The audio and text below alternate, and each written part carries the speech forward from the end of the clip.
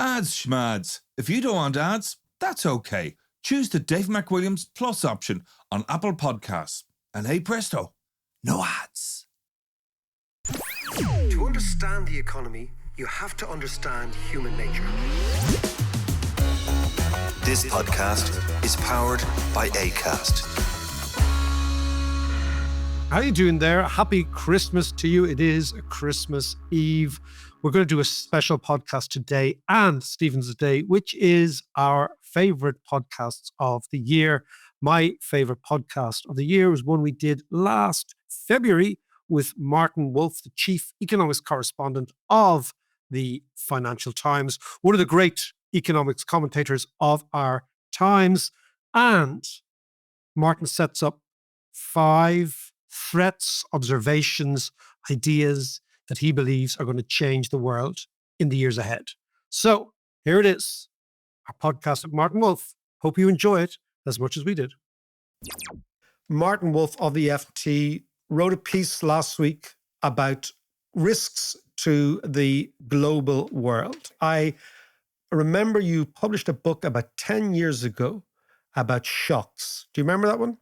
Yeah, Shifts and shocks, and basically a way of looking at the world. The world shifts in sort of big cyclical ways, and then those shifts are punctuated by shocks, that is kind of risks to the society and risks to the economy. And it's understanding these two massive tectonic issues gives you a good way to look at the world. And I kind of thought of that when I read the piece there last week. Explain to me, you're talking about the risk to the global economy and consequently global society, geopolitics, politics. Where do we start? So the way I've actually done 3 pieces on this theme in the last 2 weeks, 2 on the world economy and 1 on globalization more specifically and the future of globalization. I'll try and put them together as quickly as I can. So if we think about where we are, and the prospects, I divide the forces or the factors in the following way. The underlying drivers, which are long-term, pretty predictable. They're not certain, but pretty predictable and will continue to change everything. There were 5 of them. There are, first and foremost, I think possibly the most important, demography and the profound demographic changes of our world, which the most important are aging, which you must know all about too in Ireland. And of course, the fact that pretty well all the population growth in the world is occurring in 2 places, and the most important of which is sub-Saharan Africa, which is exploding in population, the other one being South Asia. That's where population growth is occurring. And in most other parts of the world, we're below replacement level. So that's a huge factor. The second thing I point to is climate. It seems to me absolutely certain that global warming will continue, probably exceed all the limits we are trying to keep us below, but it will certainly continue for the next 10, 20 years, and that's going to be very, very disruptive. The third is technological change, and I think the more I look at it, the more I feel, and I've just spent time talking to one of the experts in AI yesterday, that the artificial intelligence revolution combined with what we already created is going to be absolutely colossal, seismic. Then the fourth is the rise of Asia, the fundamental transformation of the locus of production. China is now far and away the world's largest manufacturing power. It's become a technological rival across the full spectrum. India is really growing pretty rapidly. This is an absolutely fundamental shift of power. The West is still the largest entity, but this is a tremendous seismic shift. And the last is growth itself. That one of the most extraordinary statistics is ever since 1950, there's only been 2 years in which the world economy has shrunk. Every single year it's grown. And I think it is likely to continue to grow. So those are the 5 driving factors. And I think on all these, we know more or less where we're going to be 10 to 20 years from now, barring some colossal, a huge pandemic, global thermonuclear war, something like that. Those are the driving forces. Then we have a huge number of obvious risks. We can't assess their probabilities. And this has become very real to us because just in the last 4 years, two of those risks have been realized. The pandemic was a risk that we knew about, and wars. We've had two significant wars, and we got lots more. And there are many, many other possible risks which could materialize, and they're somewhat random, though they're not completely random. Obviously, wars occur in certain circumstances more probably than others. We can deal with them in different ways. But right now, we're living in a world which has been shaped, in addition to the driving forces I've mentioned, by a series of shocks. The most important of the global financial crisis of now about 15 years ago, and the pandemic and these two wars. And the difficulty is we don't know whether there are going to be more shocks, because they could be. I could list all these shocks, and we don't know quite how these will unwind.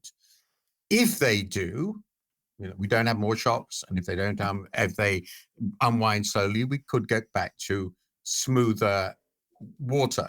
But and then we get to the last thing I list as things people should think about, what I call the underlying fragilities, which will determine how well we can cope with the drivers interacting with possible shocks. And the most important of those are debt, enormously high debt, public and private, across most of the world.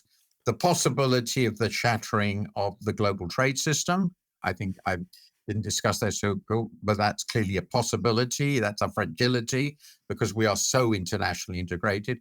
And then there are politics. And the key elements here are domestic politics, the crisis of democracy, the possible election of Trump is a symptom of that, and international politics, the incredibly sensitive relationships between China and the US, which they're trying to manage. So those are the forces that are operating on it. And if you put these things together, you realize what a pervasively uncertain world we live in. I would bet that we will still continue to grow. We will have profound economic changes.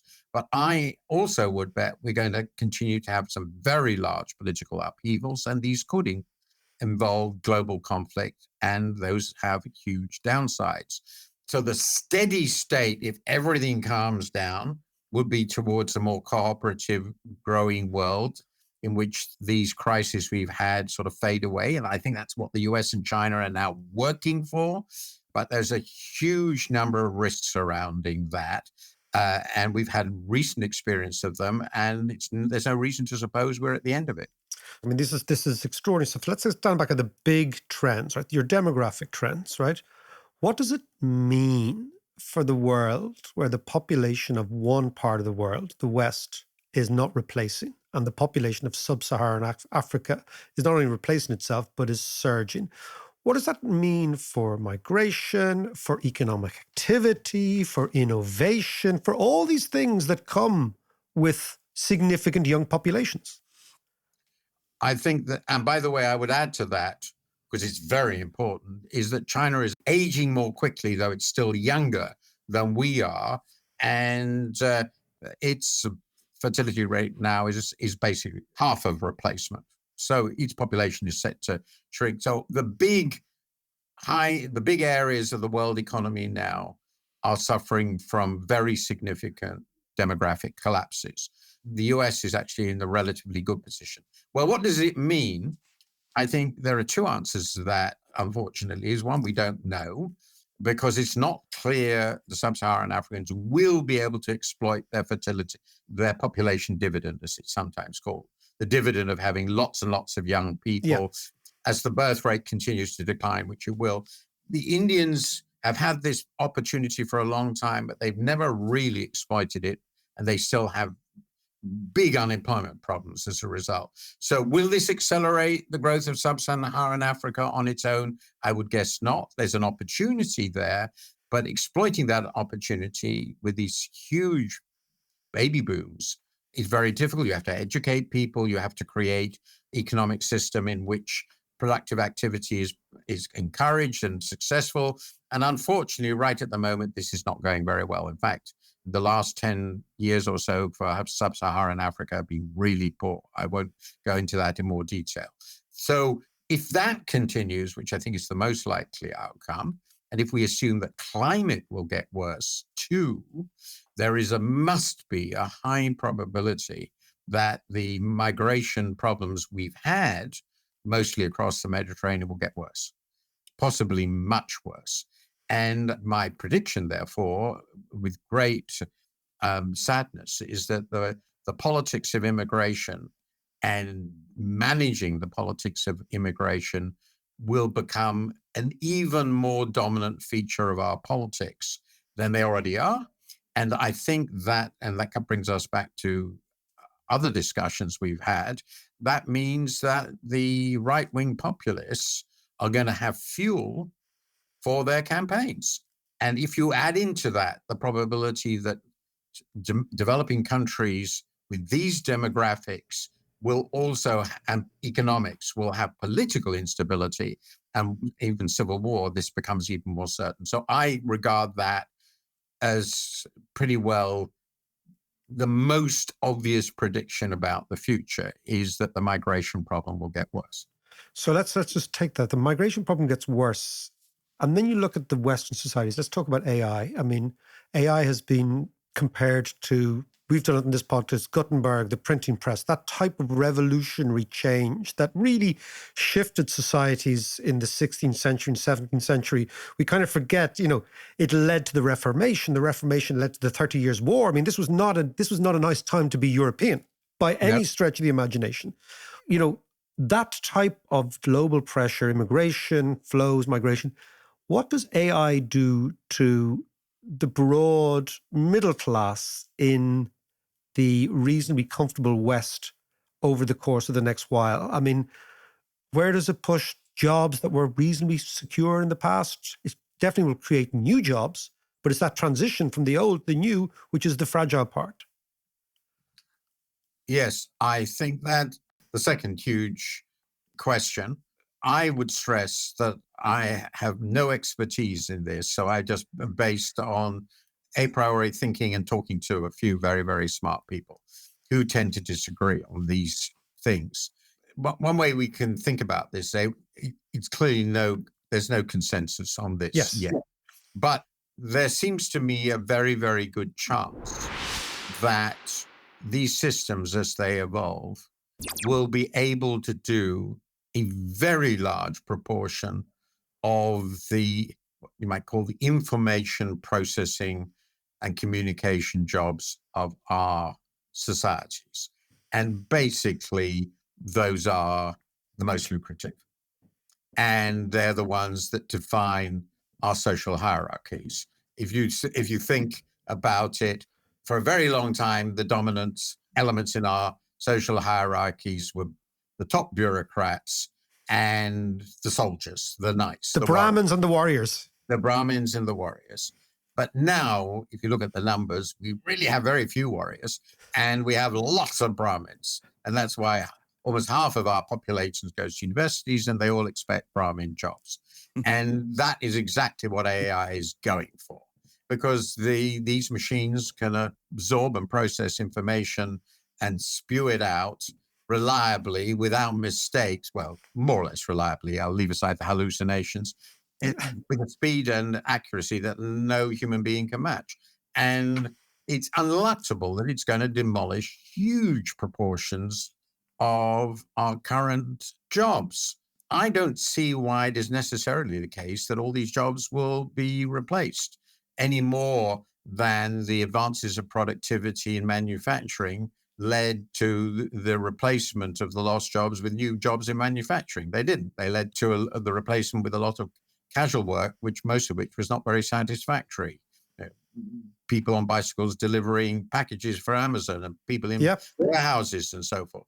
So it seems to me that what AI is going for is the thing that we would consider in our society, and historically we might have considered, as the core characteristic of human beings, namely their ability to think. And if that's right, it might indeed be the most revolutionary moment in our economics. So my only column on this subject, which I wrote almost a year ago, which I still think is probably right, we basically made 2 points about the AI revolution. It started by pointing out what's happened to the horse as an economic input in the last 140 years. And remember, the horse was a really important economic input in 1880. That was the main vehicle and the main source of transport.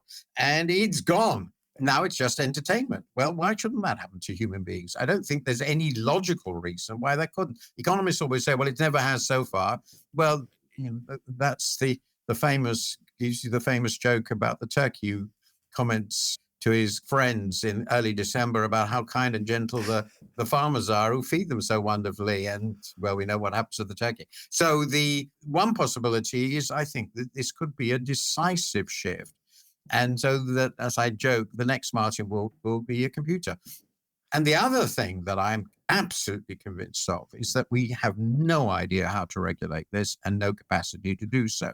So I do believe we are on the cusp of one of the really great technological revolutions, as you indicated, and at least as big as the internet, probably more so. And that fits with the technological revolution, which I've already mentioned, which is ongoing and has to do with the extraordinary progress in our processing power. Moore's law and the effects of Moore's law continues to operate, and over now 60 years, it's dramatic. And again, the ultimate consequence for human society, its functioning, is not clear, but I do wonder whether our current political arrangements will survive in this sort of world. Martin Wolf, we could talk all day, but there's so much food for thought there. John and I are going to come back. We've got to digest all this when we come back in. No, but it's funny. Do you remember Keynes was saying years ago that eventually we'll all be chilling out and doing the things we want to do? Yeah. Was he right? Well, if we are sensible, we will socialize. I mean, this is socialism. We will have to socialize these means of production. We cannot allow 5 or 10 firms to monopolize this and own all the profits, and their owners own all the profits, because then we'll live in the most feudal society imaginable with everybody else. What will they do? So we'll have to socialize these means of production and share out the goodies. But there's a very big but. Let's suppose we do that. We're all live wonderful, sybaritic, idle lives with machines do everything. Do you think that human beings can really be satisfied en masse with a life in which what they do is irrelevant to anybody else's happiness or welfare in any obvious economic way? It is a transformation. It's moving out of scarcity in a world in which everybody lives in lotus land. If we do it well. If we do it badly, everybody eats redundant and most go onto the scrappy. But if we do it well, we live in lotus land, if that's right, in this high productive world. And I don't think human beings are very good at coping with that. Everything I see indicates we need the meaning in our lives of work. It's part of what we've evolved to do. And we need to think that work, whatever it is valuable. And I don't know how we're going to do that. Martin, we will leave it there on that philosophical point, but it is true. The Lotus Eaters, what happened to them? Wasn't the best way to end. Martin, that was great. Really good stuff. Fantastic stuff. Thank you so much for your time, and we will talk to you very soon. I hope so. It's been an immense pleasure to talk to you again, David.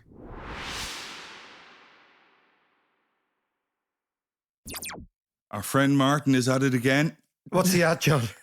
Sybaritic idle lives. Ah, yes. That man has studied the classics. Yes. That man has studied the classics. Okay, so last week we had, 2 days ago, we had Sui Generis and Sui Generosity. And this week we will talk about the substance of what Martin was saying about, the economics. But yes, the Sybaritic life. It's a new word for me, you see. Which is the life of the Lotus Eater. And the Lotus Eaters, John, were people who lived on an island in Greece. And if you read... I thought they were a band from the 80s. They were a band from the 80s with big, big hair. Yes. First picture of you? It's the first picture of summer. He always hits the notes. He always holds those notes. But the Lotus Eaters, John, Lotus Eaters, the Odyssey, book by Homer, of which our good friend Mr. Joyce based the Ulysses idea on, right? So you have Odysseus going around trying to find home. Yeah. And he's mooching around all around the Aegean. And one of the islands he stumbles across is the Lotus Eaters. And the Lotus Eaters are fellas who are eating from the lotus tree. And the fruit of the lotus tree, you'd really like this, it's right up your alley, is a narcotic, right? Nice. So they get off their box. So the Lotus Eaters are in effect stoned. You know, when people think that smoking and, you know, drugs are new, they're not. Humans have been doing shit for years, right? Absolutely. So that's the Lotus Eaters. Sure, right? the whole thing about Jesus and walking on water, all the lads were baked off their nuts. It was a mirage. It was a mirage. Hey, Exactly. And the where's water. dude, man. The Big Lebowski as Jesus, right? Okay. So the Greek Empire, this is all about Greeks. The Greek Empire was not an empire like the Persian Empire. So the Persian Empire was a massive, and the Egyptian Empire, these were massive agricultural empires where the boss men took over and subjugated huge tracts of land. They then forced these people to work for them. They generated grain surpluses, and that's how they stayed in power. Yeah. The Greeks changed this completely, which is why Greek culture is so different to everything else. And the Greeks had a massive empire, but it was never based on territorial conquest. It was always based on Greek trading cities all around the Mediterranean, the Black Sea, and the Aegean. Now, our friend Plato described this beautifully as describing the cities as being like frogs looking into a pond, right? So if you can imagine frogs looking into a pond, the pond being the Mediterranean, the Aegean, and the Black Sea, which is a lovely, lovely way of describing Greek culture. And they were brought together by a combination of philosophy, ideology in terms of Greek civilization, and money. Money was the big thing. The drachma had them all together. And they were commercial cities and very, very, very, very sophisticated places, right? Because Greek culture is so different to everything else. But the place that you and I should have lived was Sybaris, right? Which is basically on the boot of Italy, right beside Sicily. Yes. Right? And these people were so wealthy that they just became indulgent. This kind of hung around. Terrific. And this was the biggest Greek city in Italy.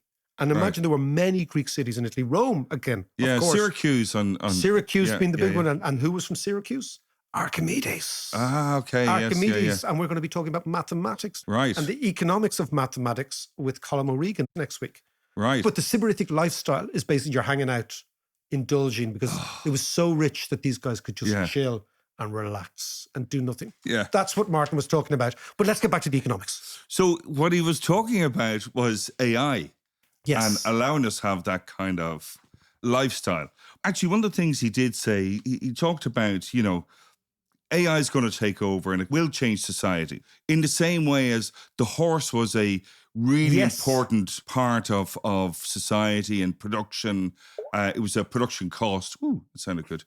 But then he said, but horses became entertainment eventually. Yeah. And so he was saying that humans are going to become entertainment. And I was thinking, entertainment for whom? Are we going to be dancing for computers? We are going to be doing podcasts for computers, right? We are going to... No, but I mean, his point is a really good one, which is that we are talking about a massive technological shift. Maybe like, for example, we talked about the printing press, but maybe even more like something like the introduction of electricity. Yeah. So electricity changed the whole world. You know, Thomas Edison was sitting around going, oh, this light bulb, this is an interesting thing, right? And of course, Nikola Tesla. Of course, of which the Tesla's mentioned after, named after. And the Croats say he's Croat. I love that. The Croats say he's Croat and the Serbs say he's Serb. Only in former Yugoslavia. But, you know, that changed the world. It changed how we lived, it changed how we worked, all that sort of stuff. And of course, it did for the horse. What did for the horse was rubber and the combustion engine. Yes. Right? Yeah. And I think was it Henry Ford was asked if people had been asked in 1900 what they wanted for transport, they would have said faster horses. Exactly. And what happened was cars, and the horse is gone. So what he's saying is that a huge amount of our work, our intellectual work, our brain power work, etc., could well be done by AI in the future. So then what happens, people, right? Do we have the Sybaritic lifestyle, etc.? But what he means, and he goes back to, and I remember I was talking about Keynes at the end. Keynes said the same thing is going to happen. Yeah. Right? That basically people will become redundant in terms of what we used to do. And what Martin is saying, I think, is that over the last 2,000 years, but particularly over the last 300 years, changes in technologies have always led to people, that the Luddites in England, saying, you know, oh my God, if we embrace this technology, our jobs will be gone and we will never do anything else. Yeah. But what we actually find has happened, particularly when the internet came, was people said, oh my God, the internet's going to wipe out so many jobs. In actual fact, an entire internet economy emerged. Yeah. Of which we're part of it. I mean, podcasting is part of the internet economy. Yes, indeed. But that doesn't worry me at all. what it turns into. It's the transition It's the period transition, yeah. is the tricky bit. We're in it now. Yes, we are in it now. But he did also talk about that society needs to become more socialist, Yeah. which I thought was really curious, particularly at a time when we were talking about Milei and the rise of libertarianism. Yeah, well, I mean, I think that what you always see is these sort of pendulum swings. So let's say you get a complete shock to the system, right? Not just like AI, but I mean, I think we spoke about the Argentinians being traumatized, a traumatized race after 50 years of economic underperformance. And their transition that you speak about has been going on for years. So they've been transitioning from a rich to a poor society. This is very unusual because most societies in this growth era transition from poor to rich. And they have gone for libertarianism that can say, look, we've seen all that. So the result of the transition has been libertarianism for them. But what Martin Wolf is saying is that the long-term implications of AI is that unless we want to turn back into a feudal society, and I think about the word feudal, feudal betokens ideas of the early Middle Ages, right? And you have basically an entirely dependent agricultural class, which is genuflecting to the church and the squires, right? Yeah. The kings, right? He's saying, unless we want to go there, we need to socialize the gains from AI. That means we need to go back to Roosevelt, not FDR Roosevelt, but we need to go back to Teddy Roosevelt, who basically broke up all these big companies. Yes. Right? And he said, you're too big. Those oil companies, those rail companies, you're too big. We're going to break you up. That has to happen with AI companies. That has to happen. Because if we don't socialize what is in effect human intelligence, this is what, if we privatize collective human intelligence, we will destroy democracy. We will destroy the social contract. And we will have Mark Zuckerbergs of this world. Those sort of people. You know what I found very interesting about Mark Zuckerberg? He's the person everyone says, oh, he's Mr. Progress, right? Do you know what he's just done? He's just bought himself an island in Hawaii, which is a bet on Armageddon. That really freaks me out. Right. If the guy who actually knows most about progress in the world is actually in his personal life buying himself a massive He's a doomsday island. prepper. He's a doomsday prepper. He's an Armageddonist. It's filled full of tins of beans. But if you think about it, the guys who are most, like your man Peter Thiel and all those big tech people, those guys who are most invested in progress and the future and telling us it's all going to be great, are buying themselves hideaways all over the world just in case it all goes wrong, which is really terrifying. But these are also the guys who are promoting this whole philosophy of EAC. And libertarianism. Effective accelerationism, which is all about just let AI and technology loose with no restrictions, no nothing. And if it upends society, so be it. Because they have their gaff in Hawaii. That's why we end with Marx. We end with Marx, right? Marx talked about owning the commanding heights of the economy. He talked about the key thing was owning the means of production. That's the basis of Das Kapital, right? That's the actual whole thing. And here we have Martin Wolf, the main columnist of the Financial Times, that we might not suggest would be Marxist in their DNA. John Davis, that we might not suggest is Marxist in their DNA, right? But everyone moving to this idea that, hold on a second, it's not necessarily we go back to the Communist Manifesto in 1848, but what we realize is that we have to own the means of production. And if the means of production are AI, and if we allow a tiny amount of feudal techno-overlords to own that, we will destroy society. So, John, this is what's at stake, right? It's not just about share prices of AI companies. It's not just about a technology that might change the world. It's actually about who owns the world. And that's a pretty big question to answer. That was Martin Wolf there. And coming up on Stephen's Day is John's favorite podcast of the year. So brace yourself for that in a couple of days' time. And in the meantime, happy Christmas.